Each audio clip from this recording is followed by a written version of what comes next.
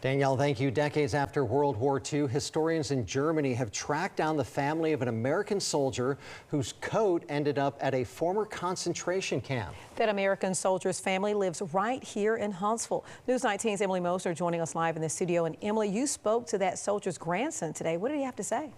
Well, that's right, Tamika. This afternoon, I spoke with Eric Wood. He's an attorney here in Huntsville, and he tells me that the past few weeks have been a whirlwind as he's learned more about his family's history. He says it all started with a phone call from his aunt a few weeks ago. She says that my grandfather's church in Etowah County, White Springs Baptist Church, has been contacted by the Buchenwald Memorial in Germany.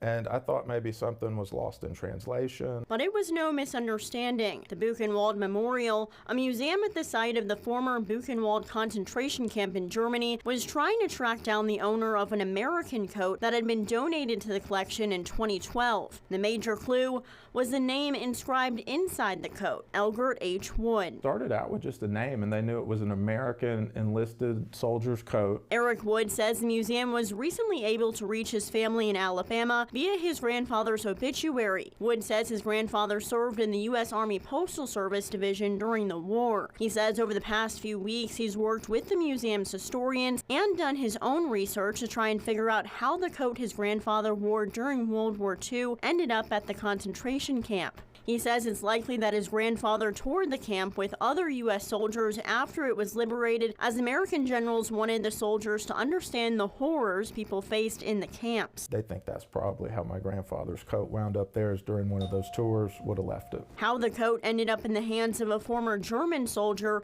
is another mystery Wood and the museum are still trying to figure out. The Buchenwald Memorial says the coat was donated by the family of Hans Schlepper. According to the memorial, Schlepper was arrested by the Soviets and imprisoned at the camp after it was taken over by the Soviet Army. When he was released in 1948, he kept the coat at his home in West Germany until he died in 1965. That's him later in life. Wood says he never expected his grandfather's military service to come up decades later. He never talked about his war years like a lot of these guys. But it's given his family a chance to learn and connect. It reconnects my family. It gets us back together to talk about my grandfather and what him and the other guys in his generation did in World War II. It's powerful.